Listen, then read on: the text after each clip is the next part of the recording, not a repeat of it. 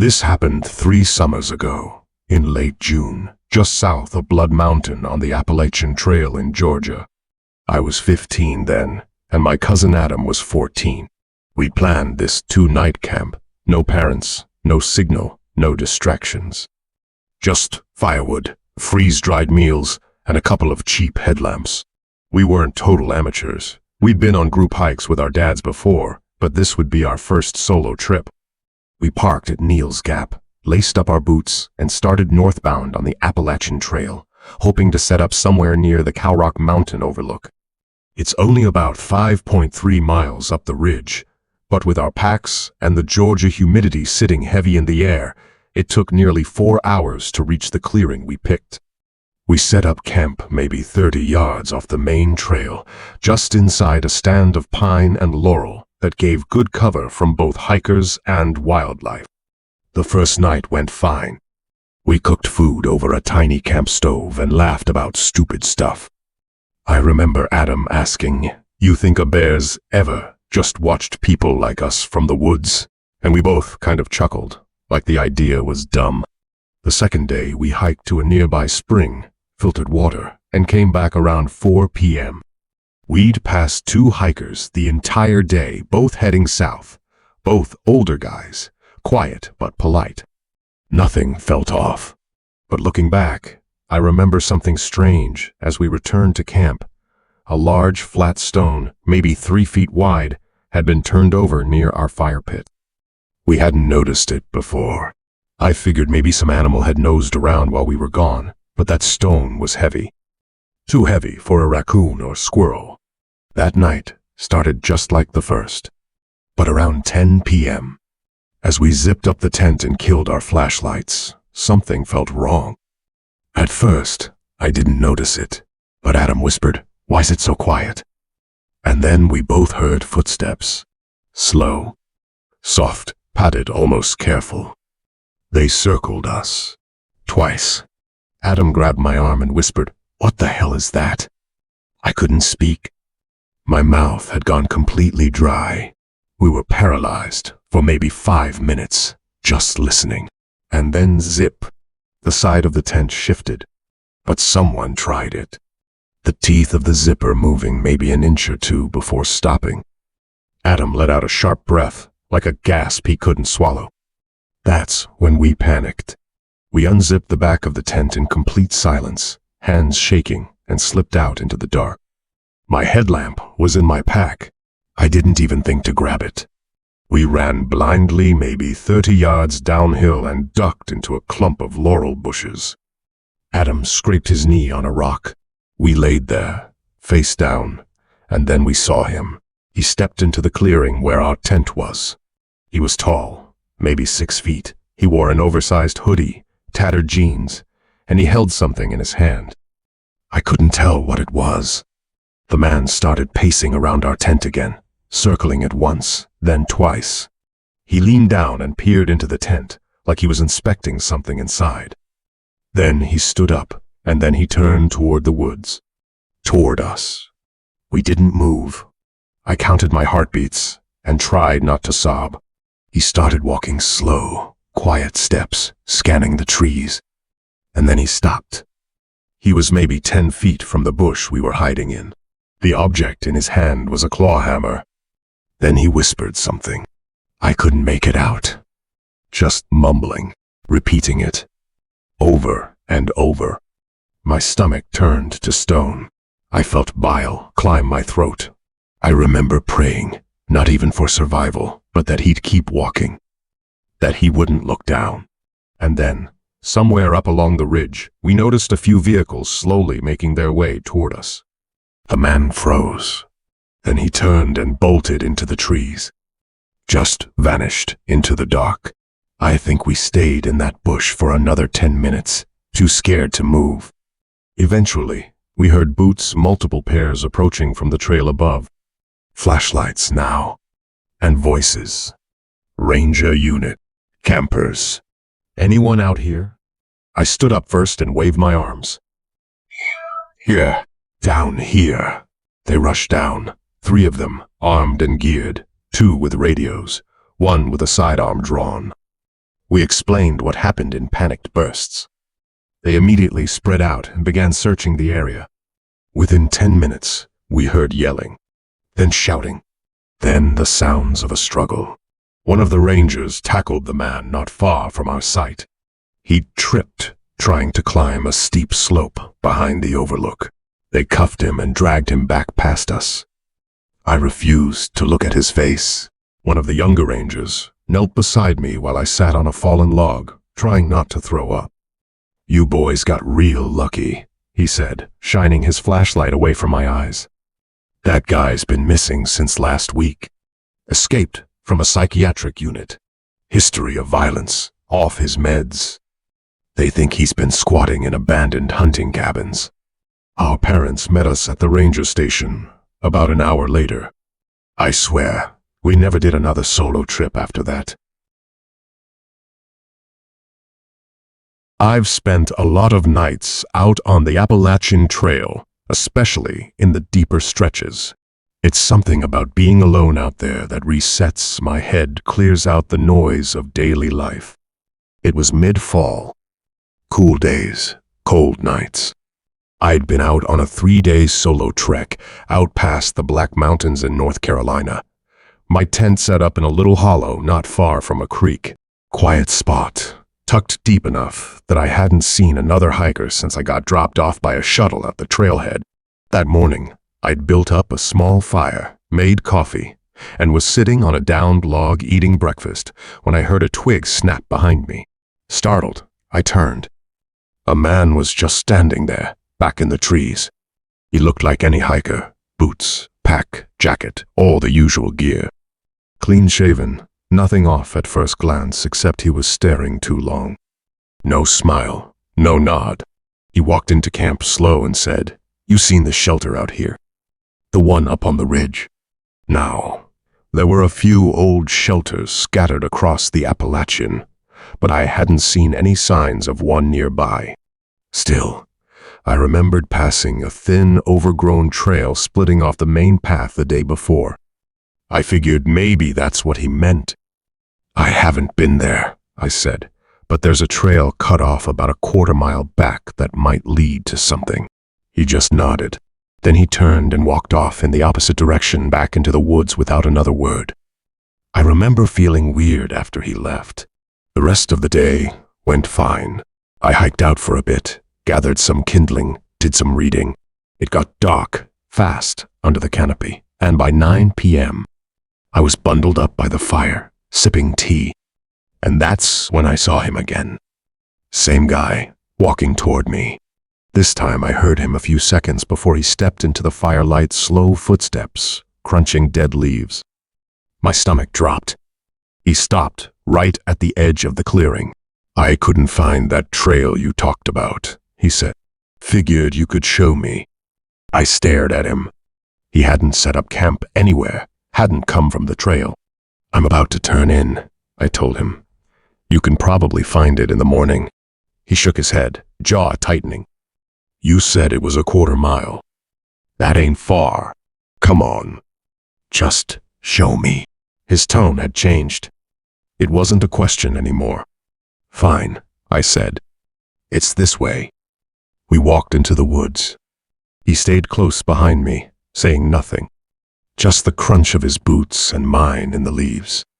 After about 10 minutes, I found the spot where I thought the trail had split. The old cut-through was narrow, barely a trail at all, but you could see something had been there once. "There," I pointed. "That's probably it." He just stood behind me, breathing slow. Then he said, "Show me where it ends." I turned toward him. "Man, I've never even been down it. That's the best I can." I said, "Show me." His voice dropped flat, hard. Something in his hand caught the beam of my flashlight. A fixed blade knife, long, black, and ugly. "Go," he said, pointing it at the trail. "Walk." I stepped back. "What the hell are you doing, man?" He took a step forward. "Inside the cabin." "What cabin?" His face didn't change. "You'll see it." I stood frozen. "No," I said quietly. That's when his eyes narrowed. and his voice turned sharp. "You think I'm gonna ask again? Get your ass down the trail. Don't waste my damn time." That was it.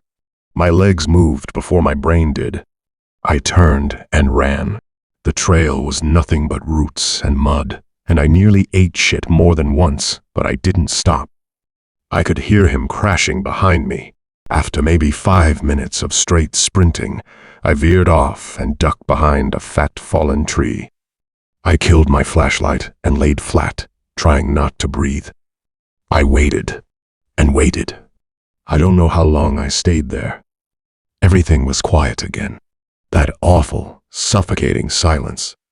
Finally, I crept back the way I came, flashlight low to the ground. When I reached the old trail again, it was empty. No sign of him. No sign of anything. I hiked slow and careful back to my campsite, sticking close to the creek for sound cover.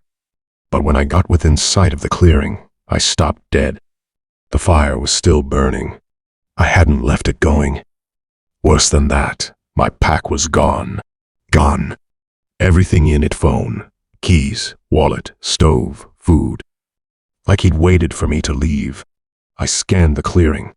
That was when I saw movement, just a shift of shadow behind the flames.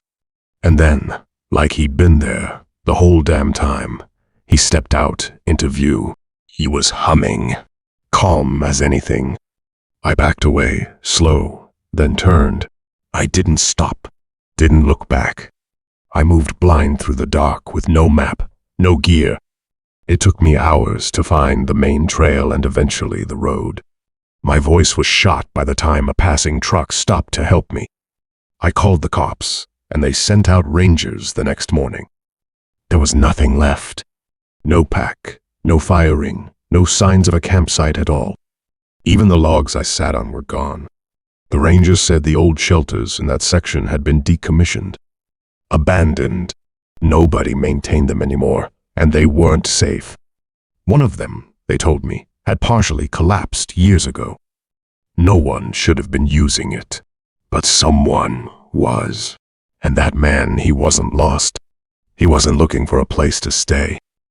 He was hunting, and I nearly walked right into his trap. It was supposed to be a straightforward backpacking trip, 4 days, solo, along a stretch of the Appalachian Trail up in Vermont. The early summer air was cool, the trail quiet, the forests thick with green. I was looking forward to the solitude. Some folks head into the woods to escape the chaos. I go to breathe. Out there, it's just you and the sound of your own boots. That's what I was after. But what I got was something else entirely. I parked near a lesser-used trailhead close to Glastonbury Mountain.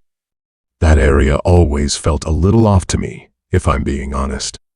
Old logging trails, deep woods, stories whispered by hikers about things people hear out there. But I never paid mind to that kind of talk. First day out, it was smooth hiking. About halfway to my first planned rest, stop a small clearing about 10 miles, and I stopped to eat. Sat myself down beneath a maple, stretched out my legs, and popped open a protein bar. And that's when the things changed. Just standing there, off trail, maybe 30 yards deep into the brush. A man, still as a stone. He was just watching me. I don't know how long he'd been standing there. Our eyes met, and I raised my hand slightly, just acknowledging him. He did the same. It sent a shiver through me. I didn't call out or wave again. I just stood up, packed my snack away, and kept hiking. I figured maybe he was just another loner like me. Maybe he was just being awkward. But something about him set my nerves on edge. I made it to the halfway campsite by early evening. It was a flat clearing near the junction of 2 side trails, a popular enough rest spot, though I was the only one there. I started boiling water, prepping dinner, just trying to let the unease melt off. But then I heard footsteps coming up the trail behind me. And there he was. Same guy. Close up, I could see more details. grimy flannel shirt, faded jeans, backpack that looked 10 years old. Mid-30s, maybe. Dark, beady eyes. That same expressionless grin. He greeted me like we were old pals. "Saw you up the trail earlier," he said, setting his pack down without asking. "You headed north or south?" I gave him short answers. I didn't like how close he stood. How he kept looking at my gear, my food, my face. He had this overly friendly tone. He watched me eat, commented on it. "That what you're having looks like jail food. You ever try real nutrition?" He pulled out a protein bar from his bag opened. "Here, take this." I didn't take it. He kept pushing it. "Come on." I didn't take a bite. "Not poisoned, promise." "You look like you need it." I told him I was good. He eventually chuckled, dropped the bar back into his pack, and leaned closer to the fire. "You camping here tonight?" "Me too," he said. "Good spot. Might get lonely, though." I played it cool. Told him my friend was meeting me at the next shelter. I packed my gear fast and said I needed to keep moving before nightfall. He just kept smiling. "You sure? Long walk in the dark. Might get lost." I left anyway. The next stretch of trail was rough, uphill, and rocky. I checked behind me constantly, heart racing. But no sign of him. I got to the second site, a smaller, less used clearing about a mile off the main trail. I didn't unpack. Something told me not to. Instead, I kept my bag ready and waited. Then I heard again. Footsteps.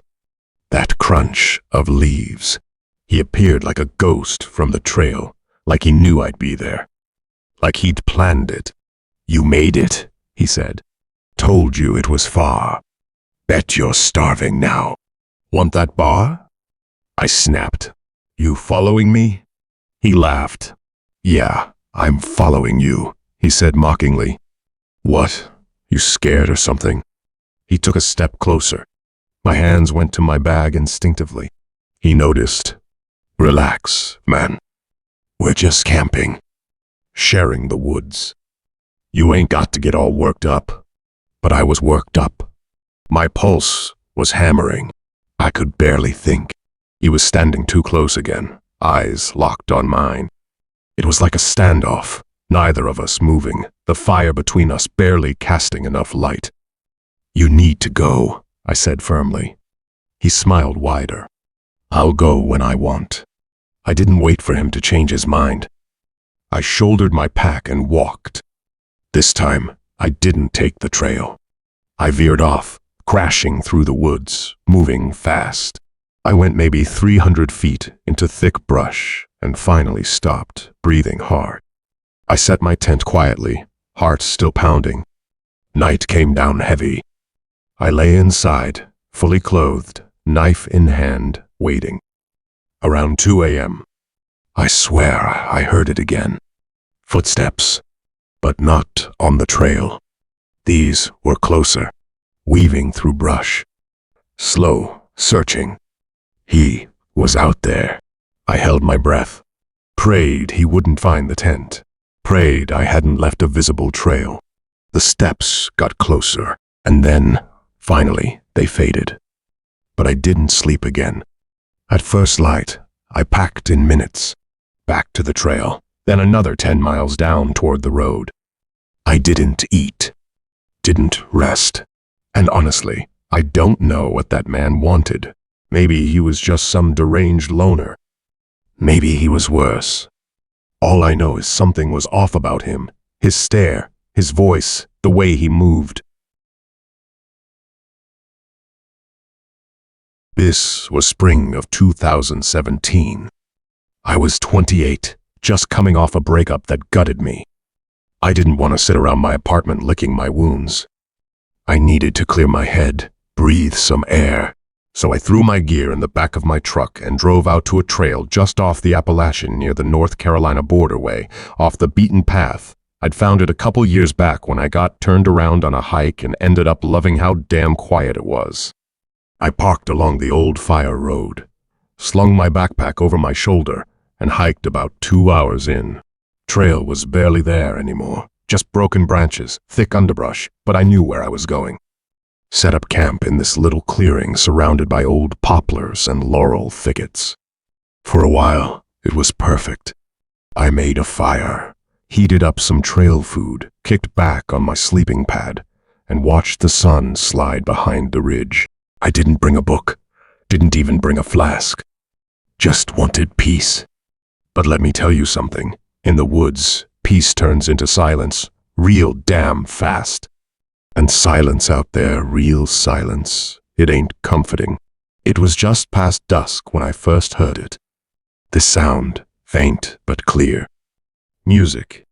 Like something you'd hear in an old movie where folks are slow dancing in some ballroom. I figured it had to be in my head, but the longer I sat still, the clearer it got. And the craziest part? It just kept looping. Same exact section, over and over again. I must have listened to it cycle 5, 6 times before I stood up. Now, I've run into hikers before out there. Folks get lost, go off trail, whatever. But you don't play music that loud in the deep woods unless you're trying to get found. I grabbed my flashlight and started heading toward the sound. Took me about 20 minutes to cut through the brush, and the whole time I felt weird. Like the music was dragging me in. My skin started crawling. Eventually, I came up over this little ridge and spotted it. No tent, no fire, no people. Just one old speaker propped up behind a tree. It was sitting there on its own, not plugged into anything I could see.